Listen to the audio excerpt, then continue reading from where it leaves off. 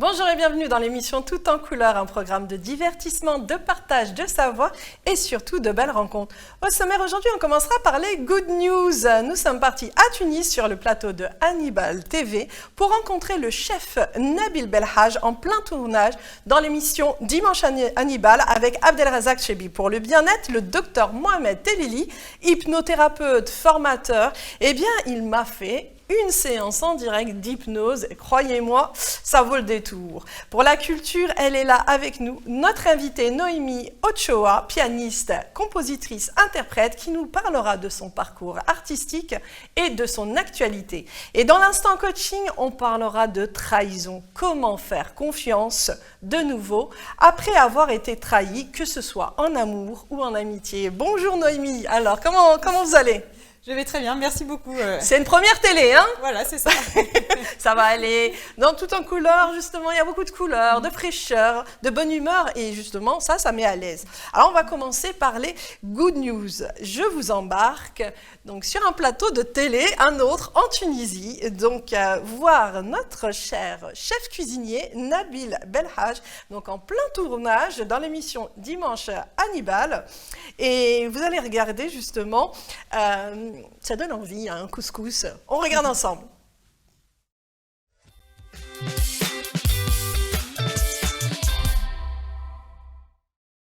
Bonjour, bonjour. C'est la fête chez moi aujourd'hui. Hinda Jridi, c'est chez nous, la RTV chez nous, en couleur, bien sûr.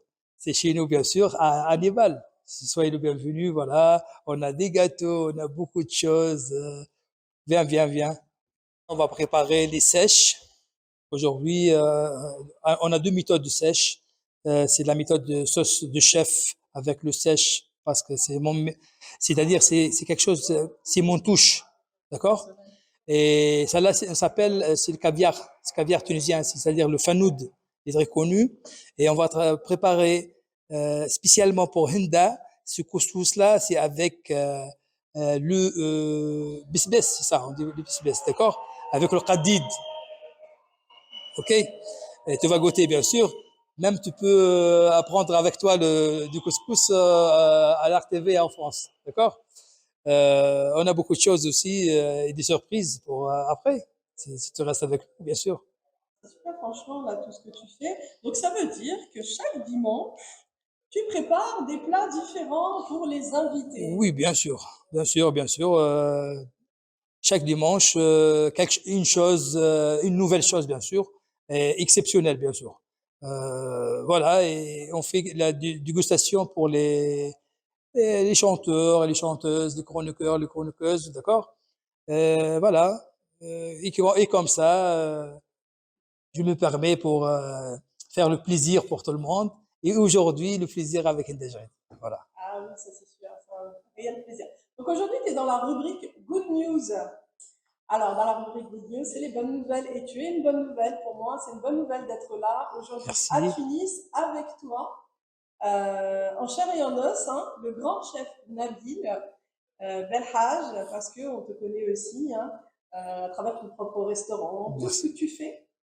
Tu apportes du bonheur aux gens et ça, c'est important. Alors, ça te fait quoi d'être aujourd'hui t'es un habitué, hein, maintenant, t'es un habitué de RTV, mais là, en direct, que je sois venu te voir. Wallah, c'est le grand plaisir, je suis super content. C'est la fête. Je dis, au début, j'ai dit la fête chez nous, la fête aujourd'hui, voilà. Et la prochaine, je serai chez vous là-bas, Inch'Allah. J'ai des nouvelles pour l'été aussi. C'est bien ton arrivée de beaucoup de nouvelles chez moi. Et c'est-à-dire la fin Chaîne d'Atlas, le nouveau restaurant là-bas. C'est style montagne, mer et montagne, tu vois. C'est un mélange fin méditerranéen et c'est la fin du Chaîne d'Atlas. C'est le dernier point d'Afrique. C'est quelque chose parmi les dix beaux plages du monde, voilà, des belles plages au monde, voilà. Je serai là, le chef, avec le restaurant Martinez. Beaucoup de nouvelles, Inch'Allah. Soyez les bienvenus aussi, Enda. c'est pas une arrivée chez moi aujourd'hui pour une journée, mais la prochaine, vous restez chez moi toutes les vacances, Inch'Allah. D'accord?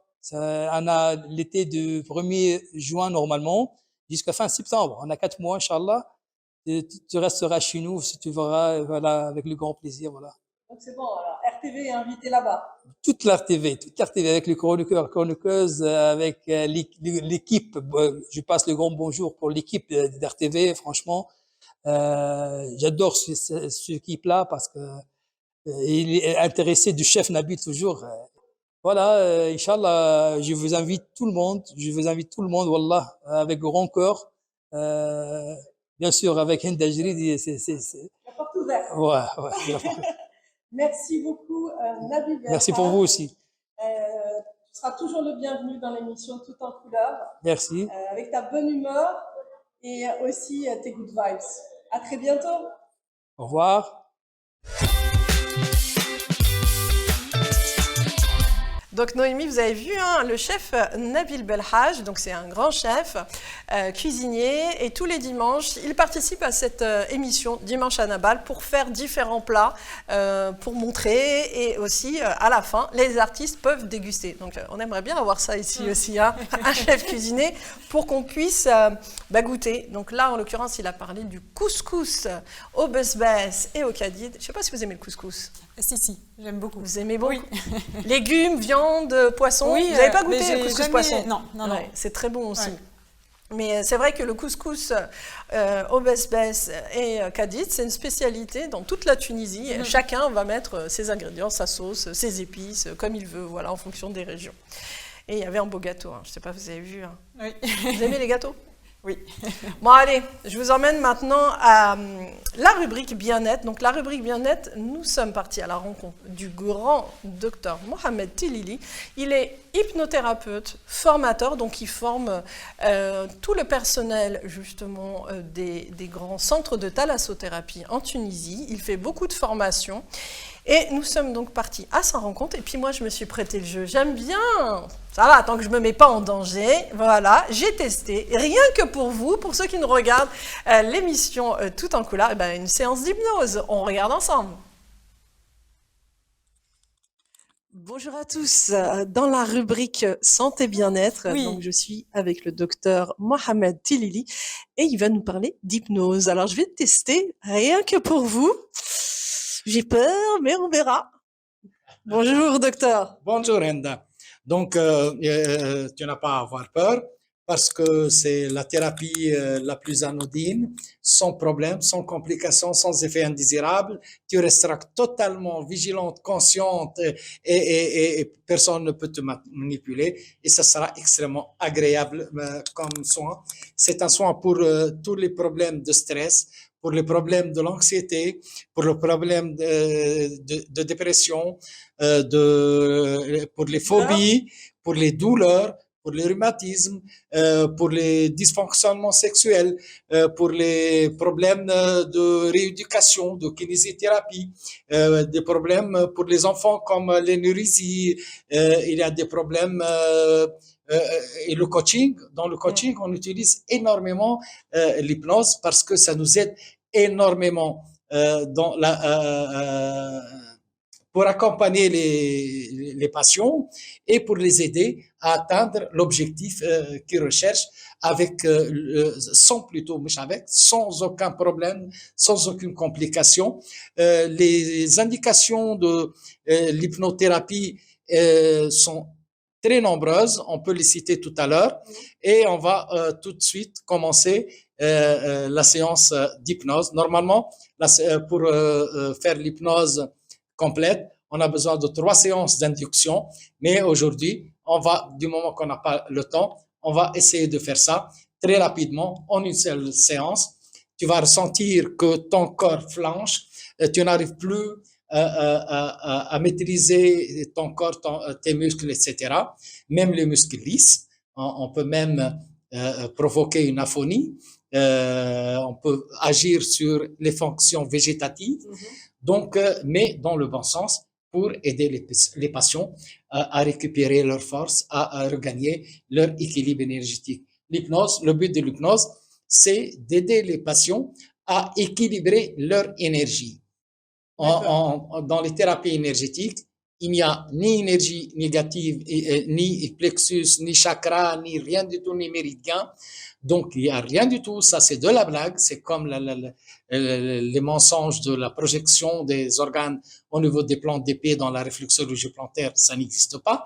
Donc, l'hypnose, c'est un soin qui permet aux patients d'équilibrer leur énergie, de réparer et récupérer tous les dégâts qui sont causés par les stress, les problèmes de tous les jours.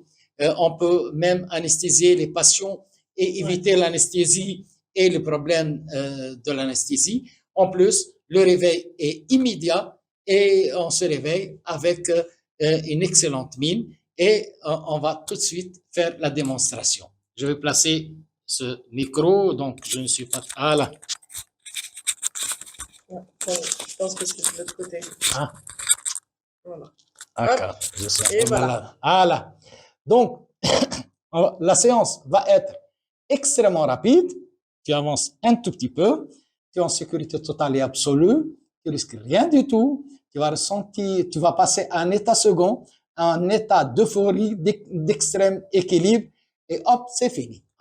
Ah là, c'est fini. Et là, c'est la déconnexion totale. Dans ce cas, tout en étant hypnotisée, elle est capable de nous écouter et elle est même capable de répondre et même de parler. Et elle est totalement consciente. Au contraire, la vigilance et la conscience deviennent beaucoup plus performantes pendant l'état d'hypnose parce que tous les systèmes fonctionnent dans un extrême équilibre. Donc voilà, tu m'entends, Hunda? Tu peux parler? Vas-y. Hein? Oui. Tu m'entends parfaitement. Comment tu te sens, Hunda? Elle peut parler. On va voir que on peut même hypnotiser les patients tout en ayant les yeux ouverts. Vas-y, ouvre les yeux, voilà. Elle est hypnotisée, si je la lâche, elle va tomber. Mais elle regarde, elle écoute et elle parle. Donc, ce qui est important, on ne peut pas manipuler les gens pendant l'hypnose. On ne peut pas les forcer à faire quoi que ce soit. Ça, c'est dans l'hypnose thérapeutique, médicale. Dans l'hypnose de spectacle, c'est autre chose. Il y a manipulation des patients et les patients, quand ils se réveillent, ils ne se souviennent plus jamais de ce qu'ils ont vécu. Là, c'est impossible. Au contraire, quand on veut augmenter la vigilance et l'état d'éveil, on hypnotise les patients. Donc là, elle est complètement déconnectée, mais si je la lâche, elle tombe. Là, tout le corps est flasque. L'hypnose est indiquée chez les sportifs pendant les périodes de révision, quand on va affronter un examen assez important dans les maladies dégénératives comme la sclérose en plaques, la fibromyalgie, le burn-out, la rééducation fonctionnelle chez les kinésithérapeutes. Donc, on n'a pas besoin de libérer les articulations, on peut les libérer instantanément en une seconde et rétablir la souplesse du corps. Vous allez voir qu'elle est extrêmement souple et elle peut valser avec sa propre énergie. Tu nous écoutes, Henda? Voilà. Tu peux ouvrir les yeux tout en restant. Ne risque pas de tomber, docteur. Bon, si je la lâche, elle tombe. Mais si je la protège dans un champ électromagnétique assez fort, elle risque rien du tout. Là, je vais la protéger dans un champ. Là, je passe ma main dans un champ électromagnétique. Elle peut pas sortir de ce champ et donc elle peut carrément voilà, se tenir debout. Voilà. Hop, je la lâche, elle tombe pas parce qu'elle est protégée par le champ électromagnétique et un champ qui est extrêmement fort. C'est le champ électromagnétique maintenant arrive à soulever des trains, carrément des trains, oui. Oui, sur coussin d'air, c'est par le champ électromagnétique. Là, je la lâche, elle est totalement stable. Mais si j'enlève le champ, elle va tomber. J'enlève le champ, c'est fini, elle tombe. Voilà. Voilà. Ne la laisse pas tomber, d'accord. C'est super. Hein? Voilà. Et là, on va remarquer, après son réveil, un coup d'éclat extraordinaire avec disparition des cernes, des signes de fatigue du visage, cou et visage, et elle va ressentir un bien-être extraordinaire et un coup d'éclat en se réveillant. On va remarquer l'euphorie sur son visage, le bien-être et le coup d'éclat. Hop, réveille-toi. Hop, on se réveille, on se réveille, on se réveille, on se réveille. Voilà, elle est là. Donc, elle va récupérer sa force. Ouais. Voilà. C'est super. Wow. C'est extraordinaire. C'est extraordinaire. Hein? C'est extraordinaire. C'est extraordinaire. Quand tu viens de... Donc vous avez vu, Noémie, cette séance d'hypnose, je me suis prêtée au jeu. Et c'est vrai que c'est quand même assez impressionnant. Il disait, il faut pour une personne normale, entre guillemets, c'est pas que je suis pas normale, mais au moins 3 séances d'induction pour permettre vraiment à la personne d'aller dans cet état hypnotique. Mais il y a des personnes qui ont cette capacité, par exemple, les personnes qui travaillent beaucoup sur eux, qui méditent beaucoup, qui font aussi, qui réussissent justement à vivre dans la pleine conscience, dans le ici et maintenant. Tout ça, ce sont des personnes qui ont cette capacité de, tac, comme j'ai fait là, partir directement. Ça vous est déjà arrivé de faire une séance d'hypnose? Oui, Ouais. j'en ai fait même plusieurs avec quelqu'un De très bien. Ouais, qui a beaucoup voyagé.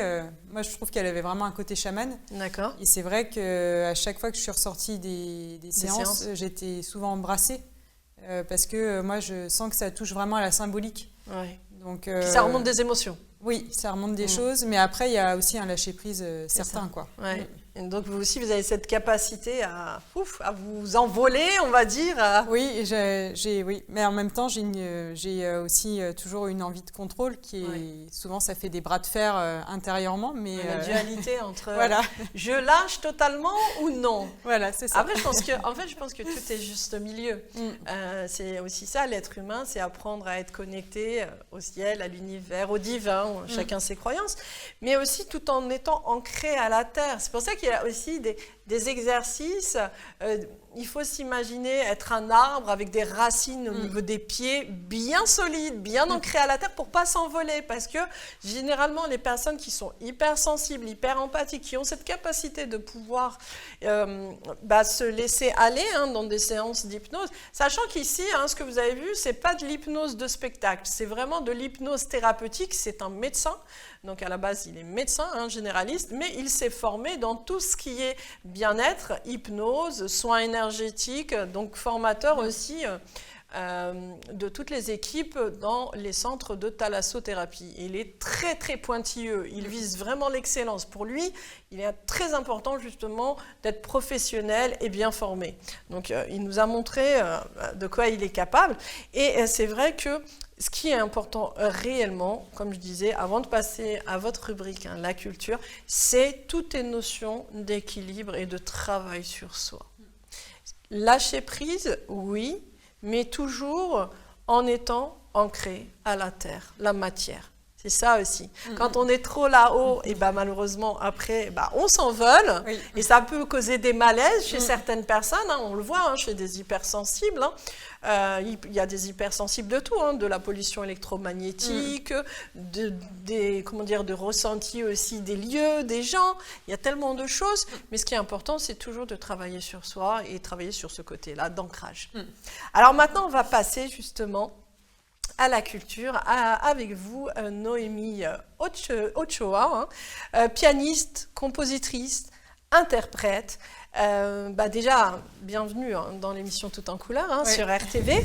Et alors, parlez-nous un peu de votre parcours professionnel, personnel, qui vous a amené à devenir pianiste. Oui, alors j'ai commencé le piano à l'âge de 10 ans. Et en fait... mon premier professeur, j'ai eu une chance extraordinaire. c'est que, donc moi, en fait, mes parents ne sont pas musiciens, sont plutôt de la classe moyenne, voilà, et souvent le piano, c'est quand même réservé C'est vrai, à une élite. Surtout le piano classique. Ouais. Donc moi, j'étais pas du tout promise à, entre guillemets, tomber amoureuse de cette musique-là. Ouais. Et donc, je voulais faire du piano à l'âge de 10 ans parce que j'ai entendu un pianiste.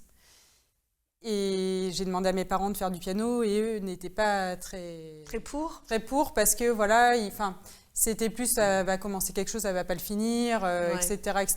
Puis mon père, lui, il est d'origine basque espagnole et voilà, un tempérament très fort. Et en fait, voilà, ils n'avaient pas vu en fait peut-être le potentiel. Au début, ils l'ont compris après. En fait, c'est peut-être aussi des peurs des parents, parce qu'il y a toujours le parent qui veut que son enfant soit, je sais pas moi, médecin, avocat. Ils s'imaginent tous. Tous nos parents sont pareils. Ils veulent. Et c'est vrai que ça fait peur. Le côté artistique fait peur, parce que eux, dans leur tête, immédiatement, ils vont se dire, est-ce qu'on en vit? Oui, tout à fait. Il y a ça. Et puis, je pense aussi que moi, mon père, comme c'est un enfant d'immigrés, ma grand-mère, elle a forcé toute la famille à faire du piano pour l'intégration, pour dire que ça fait bien. D'accord. Donc, il a eu des cours où on lui tapait sur les doigts. D'accord, donc c'était traumatisant pour lui. Ouais. Donc, c'était plus une mémoire, là. Voilà. Et puis, du côté de ma mère, on a empêché les enfants à faire du piano. Parce que ma grand-mère voulait être pianiste. Elle était très frustrée de ne pas y arriver. Et du coup, il y avait un piano chez eux, mais ils avaient interdiction d'y jouer. Et du coup, moi, quelque part, je demande à faire du piano. C'était un peu spécial de rassembler les... C'est marrant, en fait. C'est comme si vous étiez venus pour réparer l'histoire. Un petit peu, ouais. Il y a quelque chose comme ça. Et donc, voilà, mon père ne voulait pas m'amener au conservatoire, etc. Et donc, il a demandé à la cordeuse... il connaissait un professeur de piano près de chez mes parents, donc vraiment dans la brousse. Vous étiez où? Dans la campagne, à côté de Poitiers. D'accord. Donc vraiment, c'était vraiment paumé.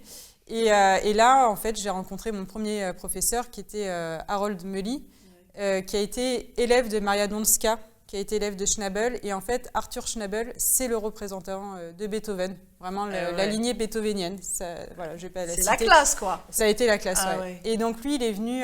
donc, c'était un pianiste très fort. Ouais. Il était venu en France à 72 ans pour enregistrer les dernières sonates de Beethoven. Et là, j'ai eu une chance extraordinaire de le rencontrer et il m'a formée pendant 4 ans. Comment ça s'est passé, la rencontre? Pas très bien au début, parce qu'en fait, lui, il avait 72 ans et il me trouvait trop vieille pour commencer le piano. Parce que dans ce milieu-là, il faut commencer à 3 ans ou 5 ans. Vous aviez 10 ans. Ouais, 10 ans, donc j'étais déjà, entre guillemets, foutue. C'est un peu spécial. Hein. Et en fait, il m'a posé une question, il m'a dit, est-ce que tu veux jouer du piano ou est-ce que tu veux devenir pianiste? Et moi, j'ai répondu, je veux devenir pianiste. J'étais vraiment... voilà, et je voulais faire que du Beethoven. Et donc, j'étais quand même tombée sur le spécialiste de Beethoven en plus. C'était vraiment incroyable. La loi de l'attraction. Et donc, il a dit, je veux bien faire un essai. Et moi, j'allais à l'école en vélo.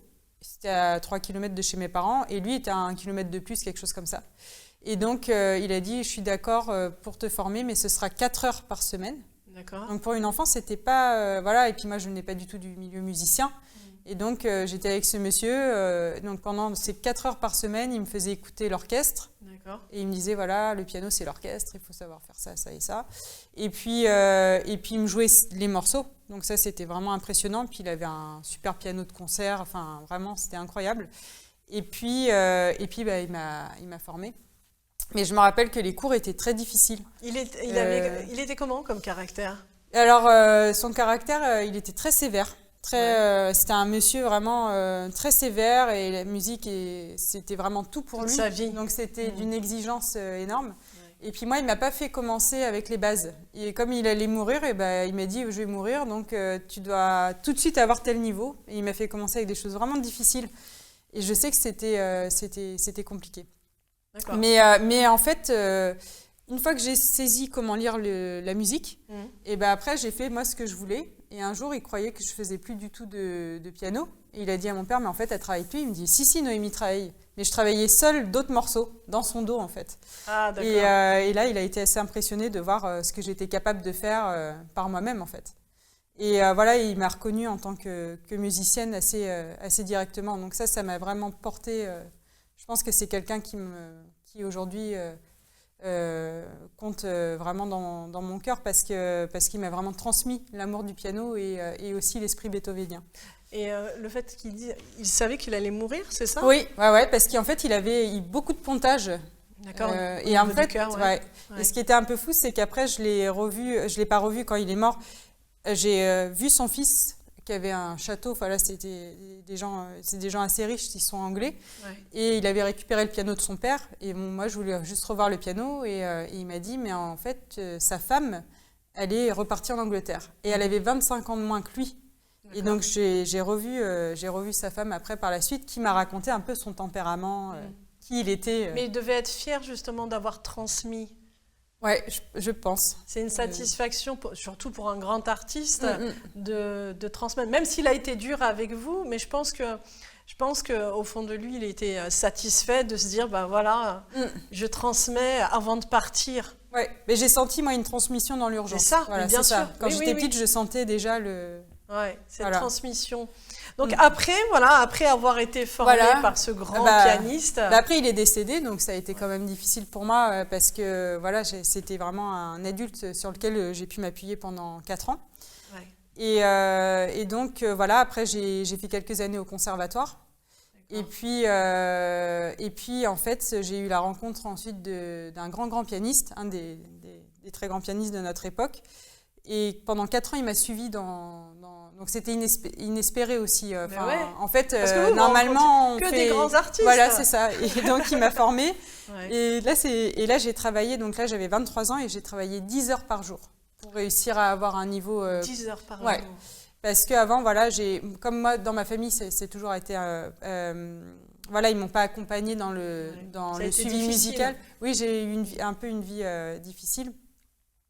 Mais mon père, lui, par contre, il a toujours cru en mes potentialités et en ma personnalité aussi. Donc, ça m'a quand même beaucoup portée.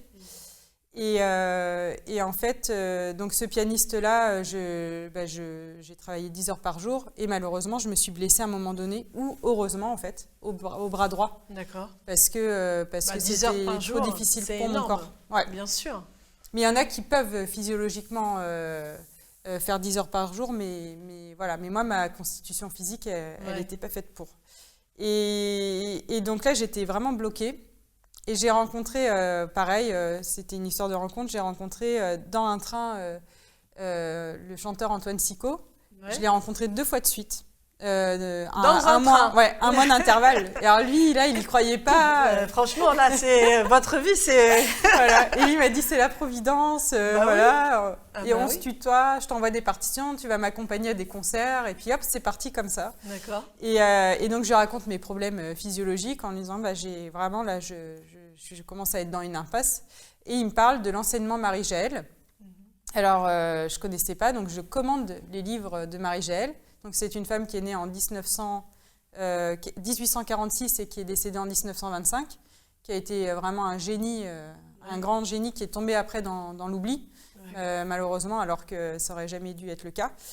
Et donc, je fais des recherches sur Internet et je trouve un des derniers dépositaires de cette méthode, mais qu'on ne peut pas tellement dire méthode, on va dire vraiment enseignement.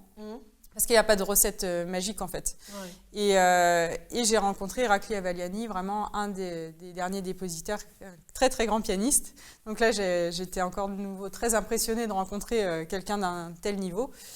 Et voilà, et il m'a dit, je suis d'accord pour te former, mais il va falloir oublier tout ce que tu sais et reprendre à zéro. Voilà. Et pourquoi Parce qu'en fait, donc c'est un travail vraiment qui est basé sur le corps, mais aussi sur on va dire, psychologique aussi, parce que en fait, tous les entraves qu'on peut avoir dans le corps, souvent, elles sont plus dans la tête. La plupart du temps. Les traumatismes, les émotions négatives, les mémoires négatives. Voilà.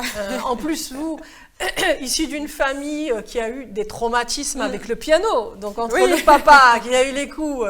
il faisait du piano et la maman, interdiction de jouer le piano. Et Noémie, elle arrive dans tout ça. Et on va dire, un vrai coup de balai. Et ouais, c'est impressionnant. Donc, Et donc voilà. Et donc, en fait, il m'avait dit, il faut arrêter les concerts parce que j'avais commencé les concerts à cette période-là, donc il y a 9 ans. D'accord. Et parce que ça ne marchera pas de toute façon avec ce qu'il allait m'enseigner et je ne pouvais pas faire un entre-deux. Et donc, j'ai dit, OK, je m'engage. Okay. Et donc là, mon entourage n'était pas, au début, j'ai pas été très soutenue en disant, mais après, tu n'auras plus l'âge, c'est une erreur et tout. Mais moi, j'ai suivi mon instinct et j'ai dit, non, c'est ça que je dois faire. Et donc, je l'ai fait et je ne regrette pas du tout. Et donc, je lui ai caché pendant 2 ans que j'avais mal au bras droit. Ouais. Parce que souvent, les pianistes, on cache aussi nos douleurs parce qu'on a peur d'après d'être bien sûr. Mis de côté ou oublié voilà. aussi. C'est ça. Ouais, mais oui. Donc, voilà, j'ai fait avec. Et en fait, j'ai récupéré tout mon bras droit. Grâce à cette méthode, à cette technique. Donc en fait, il m'a enseigné les principes de Marie-Jaëlle qui a fait des recherches phénoménales sur le toucher pianistique. Donc on rentre en connexion avec notre système papillaire, donc les récepteurs des doigts, et pour rentrer après en lien avec l'instrument, les vibrations. Et donc la main devient extrêmement vivante. Donc c'est une formation de la main en fait, éducation de la main vraiment très élevée. Pour pouvoir entrer en relation avec le système musical. Et donc ça, c'est difficile aussi parce qu'il faut apprendre à sentir. Donc comme vous disiez, quand on a des choses difficiles encore à digérer du passé, souvent on coupe les capteurs. Et voilà. Et moi, c'est vrai que c'est encore aujourd'hui un grand travail que je dois faire pour avoir cette ouverture. Et il y a donc la posture. Donc moi, j'ai appris à aligner mes articulations, donc par exemple les épaules aux hanches, et pour avoir une posture des colonnes d'air, pour pouvoir être le plus libre possible. Tout doit être aligné et bien à sa place surtout. Voilà, c'est ça qui est important. Ouais. Mais je pense que cette méthode-là vous a permis aussi de pouvoir vite fait vous mettre... On parlait tout à l'heure d'état de conscience modifié et tout, parce que comme c'est une technique, enfin un apprentissage qui permet de vraiment être dans la pleine conscience, c'est-à-dire de ressentir les doigts, vous voyez, vous parlez de capacité tactile, donc de ressentir au niveau des doigts, de vivre les choses. Parce que là, c'est vraiment une approche, je pense, une approche holistique, de prendre la personne dans sa totalité. Oui. Oui, puis même pour mon maître, c'est un peu ça parce que lui, en fait, je me suis pas rendu compte, mais lui, il a dû aussi me comprendre en entière, vraiment. C'est ça, exactement. Et c'était pas juste de me donner des cours de piano. Le travail, ça n'a pas du tout été ça. Et même, il m'a toujours, par exemple, on a toujours bu un thé avant de commencer le cours, on a discuté 1 heure. Ouais. Et puis, il me faisait parler. Moi, je me rendais pas compte, en fait. Mais en fait, c'était thérapeutique pour vous aussi. Il m'a fait un gros travail sur moi. Voilà. Et c'était une relation vraiment privilégiée. Et puis après, il y a la technique elle-même, où il m'a enseigné que, par exemple, souvent, on met tout son poids pour faire sonner l'instrument. Et avec Marie-Jaëlle, on fait les attaques rapides des doigts, donc comme des serpents qui attaquent le clavier. Et là, en fait, le son, paf, il sort. Et voilà, et elle a remplacé les mouvements de va-et-vient qu'on a l'habitude d'entendre par des mouvements glissés pour ne jamais perdre l'énergie. Toujours, en fait, toujours de la fluidité. Voilà, c'est ça. En fait. Et de l'ouverture de la main, où la main, en fait, Marie-Jaëlle a dit, quand la main est ouverte, et qu'on ne la referme pas, et la tension musculaire peut rallonger notre concentration. Parce que le corps... Ah oui, voilà. Bien sûr. Et c'est ça, en fait. Oui. Et c'est tellement vrai. Et du coup, il n'y a plus de coupure quand on joue. Voilà. Et après, ce qui est plus dur, parce que la plupart du temps, on répète mécaniquement jusqu'à temps que le corps il soit automatisé pour apprendre un morceau. Et hop, on répète et tout. Mais là, c'est pas du tout ça. Donc, en fait, il n'y a pas de filet de sécurité. La seule chose, c'est que là, c'est vraiment dans la tête et dans le corps où je dois apprendre à faire vraiment confiance à mon système entier. Exactement, voilà. Puis vos ressentis. Oui. D'ailleurs, on va regarder ensemble. Hein. Je pense que c'était quel... Donc là, c'est un extrait de Schubert, l'impromptu numéro 4. Donc, c'est vraiment... la partie centrale, c'est vraiment c'est quelque chose de très émotionnel. Voilà. On va regarder ensemble.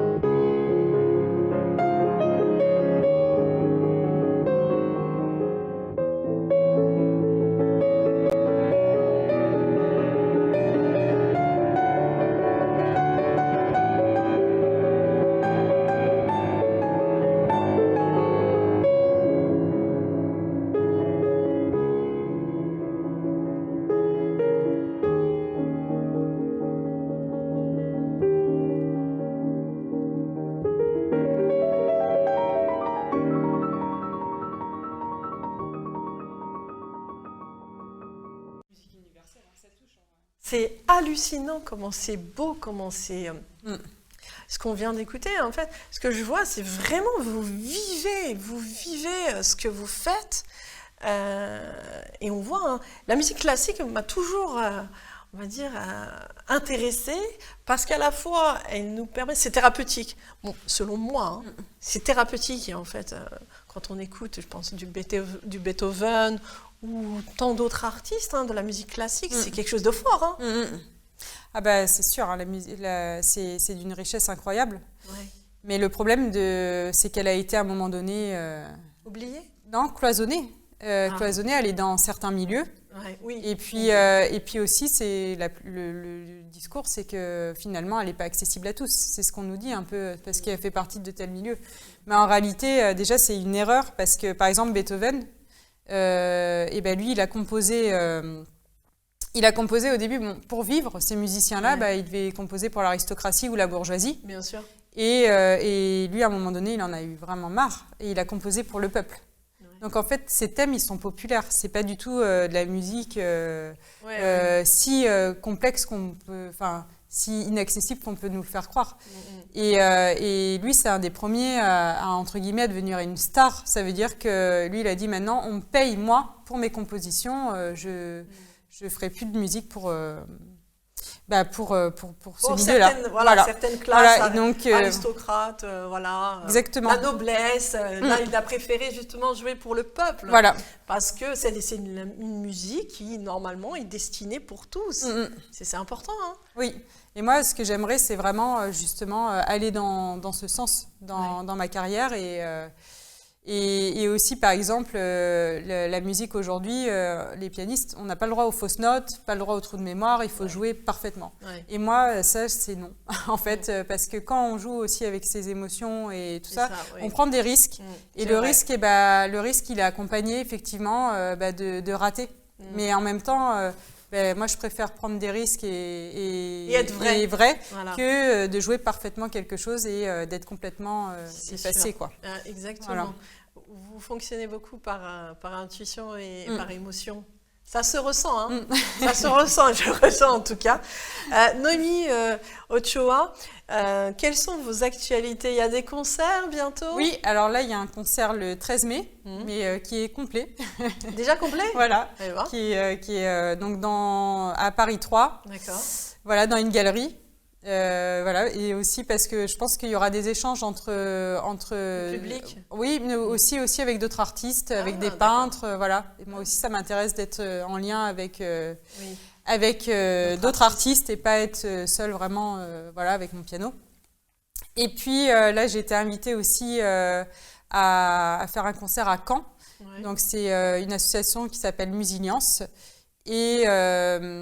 et en fait, donc elle est en lien avec l'université de Caen. Donc c'est sur les neurosciences. Donc et donc c'est vraiment le cerveau du musicien. Et là, j'ai été invitée pour faire un concert débat.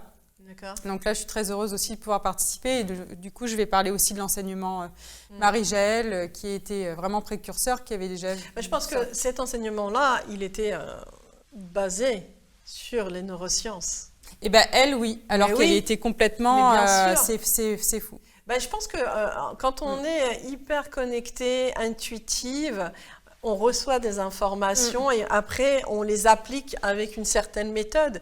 Et malheureusement, comme vous avez dit, elle a été oubliée, alors que c'est une méthode comme ça qui est précurseur de notre monde actuel, du 21e siècle, où on se rend compte que les neurosciences ont une grande part vers justement la thérapie, la musicothérapie, tout ce qui est vraiment vibrer en soi, ressentir les vibrations, tout est vibration, les mots, tout. Ben oui. La nature, et c'est important, je pense, ça. Oui, tout à fait. Noémie, où est-ce qu'on peut vous trouver Alors, vous pouvez me trouver sur mon site, donc c'est Noémie-Ochoa.com. D'accord. Et et en fait, aujourd'hui, moi, donc je fais aussi des concerts privés, donc c'est quelque chose que je développe. D'accord. Donc je suis très heureuse, vous pouvez m'inviter pour un concert privé chez vous, dans votre fondation, entreprise. Et voilà, parce que aussi, ce que j'apprécie énormément, c'est de pouvoir passer après du temps avec les gens. Ouais, bien sûr. Et être en interaction, voilà. C'est ça, le exactement. Partage. Vous aimez ça? Oui. Alors justement, en parlant de partage, je vais vous embarquer avec moi dans la dernière rubrique, c'est l'instant coaching. Puis aujourd'hui, on parle justement de trahison. Est-ce que vous avez vécu des trahisons? Oui, j'en ai vécu. Et ouais. ça, c'est pas évident. Et comment vous avez fait justement le sujet d'aujourd'hui, c'est comment faire confiance de nouveau après avoir été victime de trahison? Bah, je pense que le problème, c'est pas d'être trahi réellement. Ouais. C'est si je vais bien à l'intérieur de moi et que j'ai une certaine confiance en moi. Pour moi, c'est l'autre qui s'est trahi tout seul, quelque part. Il y a quelque chose comme ça que je vais penser. Ça, c'est une prise de conscience, en fait. Ça, c'est un éveil, même. Un éveil de la conscience. Et oui, je pense que c'est une question d'être d'abord droit dans ses bottes. Et peut-être le plus difficile, c'est de pouvoir... La trahison, on la vit vraiment quand on est en dépendance affective aussi, pour moi. Exactement. Mais beaucoup de personnes sont en dépendance affective. Et donc là, ça fait mal. Mais si on peut quand même être confiant dans ses potentialités et ses ressources, eh ben, je pense que la trahison, c'est pas la même chose. Exactement. Voilà, moi j'ai ce point de vue-là. Oui, c'est un très bon point de vue justement, et c'est pour ça qu'il est important de faire un énorme travail sur soi. Donc, travail sur soi, c'est ce que vous avez dit, c'est avoir confiance en soi, l'estime de soi, c'est comment je me perçois, comment je me vois. Et lorsqu'on est, j'aime pas le mot victime parce que bon, il est utilisé négativement lorsque justement nous avons eu une trahison. Il est important d'arrêter de se victimiser. Être confiant en soi, c'est aussi se dire voilà, en réalité l'autre, c'est à lui-même qui s'est fait du mal, c'est pas à moi. Même si ça peut faire mal. Hein, et parfois on a du mal à pardonner. Certaines personnes, je ne sais pas si vous arrivez à pardonner. Ah, ça dépend. Il faut voir la trahison, mais oui, après, moi, ça pourrait m'arriver même de couper, de dire, bon, bah, c'est fini. Mais, voilà. Exactement. Donc voilà, une des réactions, c'est de dire, bon, allez, on passe à autre chose. Voilà. C'est bon. C'est pas un échec, c'est une expérience de vie qui me permet de faire un travail sur moi, une introspection qui va me permettre de m'améliorer, de comprendre. Pourquoi? Parce qu'en fait, quand on est victime de trahison, on se pose plein de questions. Mais pourquoi? Alors que j'ai été gentil, j'ai tout fait. Justement, toutes les notions de juste milieu. On arrête de tout faire, on arrête de tout donner, on arrête, je ne dis pas d'être méchante, mais le juste milieu, il faut savoir doser dans la vie. Parce que ça, c'est important. On apprend à dire non aussi. C'est très important aussi parce que quand on ne sait pas dire non, eh bien l'autre, malheureusement, il va profiter aussi. C'est aussi... ce qui est important, comment refaire confiance de nouveau après une trahison, c'est de se dire que tout le monde n'est pas pareil. Chaque individu est différent selon son vécu, son expérience, sa mentalité aussi. Comprendre aussi ça, c'est très important. Dans le processus aussi de guérison, il est aussi important pour la personne qui a été trahie d'entendre les excuses de la part de l'autre qui a commis la trahison. Parce que ça, c'est très important. Donc, il est important de reconnaître ses torts, mais aussi ensemble de comprendre pourquoi. Et puis, s'il n'y a pas de communication, malheureusement, parce que l'autre vous a fait du mal, parce que c'est sa nature, eh bien, on s'éloigne. Sans faire de mal, ça ne sert à rien. La vengeance, c'est pas bon parce que malheureusement, après la vengeance, ça se retourne contre vous. Et c'est vous qui trinquez. Parce que surtout quand on est hypersensible, hyper empathique, après on culpabilise. On se dit, mais pourquoi j'ai fait du mal et tout. Donc attention, ça aussi, la culpabilité, parce que la culpabilité est en fait une énergie négative. Il y en a beaucoup qui se sentent coupables. Hein. Ah ouais, ça c'est un problème. Hein. Bah oui, il dit c'est de ma faute s'il m'a trahi ou elle m'a trahi, parce que la trahison, en fait, elle est aussi en amitié ou en amour. Donc, ce qui est important, c'est toujours se poser les bonnes questions et puis aussi de surmonter les obstacles. Parce que c'est très difficile, malheureusement, par exemple, quand on est parent et qu'on a été trahi par son mari ou sa femme, et qu'on se retrouve tout seul avec les enfants, il faut absolument surmonter les obstacles, être fort parce que les enfants qui restent, ils veulent avoir, soit si c'est le père qui reste avec les enfants, un papa fort, ou alors une maman forte. Ça aussi, c'est très important. Comme je disais aussi, c'est pas parce que vous avez été trahi qu'il ne faut plus croire en l'amour ou en l'amitié. C'est important. Parce que sinon, vous vous enfermez dans une prison psychique qui vous empêche d'aller vers l'ouverture, vers les autres. Et puis, vous savez très bien qu'un être équilibré est un être qui aime et qui est aimé. Ça, c'est important. On ne peut pas vivre, ou même en amitié, hein, je parle d'amitié, mais ce qui est important, c'est toujours, laissez la porte ouverte, faites confiance en vos intuitions, hein, comme vous, hein, vous fonctionnez beaucoup par intuition. Oui, ouais, c'est vrai. Donc en amitié comme en amour, vous faites... Ouais, quand je sens après quelqu'un vraiment, que je sens que c'est bon, je vais vraiment donner ma confiance et voilà, et ouais. Et vous vous dites qu'en fait, c'est une expérience de vie. Parce que si on s'empêche d'aimer ou de refaire confiance, on s'empêche de vivre. C'est ça. Beaucoup de personnes refusent d'aimer de nouveau ou de faire confiance parce qu'ils ont peur d'être blessés. Mais en réalité, vous vous mettez réellement dans une situation d'échec et une situation de tristesse, de souffrance. Parce que c'est dur de vivre seul. C'est dur d'être... sans amis ou sans amour. C'est important, ça. Ensuite, n'oubliez pas, c'est pas parce que vous avez été victime de trahison à répétition, parce que des fois, on a plusieurs trahisons à répétition. Il y a des personnes qui souffrent de trahison constamment. Amitié, amour. C'est pas parce que vous souffrez de ça que vous êtes une mauvaise personne. Juste, prenez conscience, prenez le temps pour vous. Pour écrire, prenez des feuilles par exemple, vous prenez une feuille et vous écrivez. Alors, qu'est-ce qui s'est passé? Pourquoi? Essayez vraiment de comprendre les choses, simplement, en étant bienveillant avec vous-même, c'est très important. Et puis, le plus important, c'est de réapprendre, tout simplement, de réapprendre à faire confiance, de réapprendre à aimer, et puis surtout, de laisser partir ce qui doit partir et de laisser rentrer ce qui doit rentrer. N'est-ce pas, Noémie? Tout à fait. Mais merci en tout cas, hein, c'est déjà la fin de l'émission. Merci d'avoir été là avec nous, de nous avoir fait rêver avec la musique classique. Moi, j'aime beaucoup la musique classique, les vibrations justement de Beethoven, de Mozart, de Handel, il y en a tellement, de très bons compositeurs. Parce que ce qui est important, je pense, qu'on soit artiste ou non, c'est de vibrer. Et quand on est passionné, c'est de transmettre, n'est-ce pas? Tout à fait. Merci Noémie, merci à vous de nous avoir suivis sur RTV dans cette émission Tout en couleur. Je vous dis à très bientôt. Au revoir.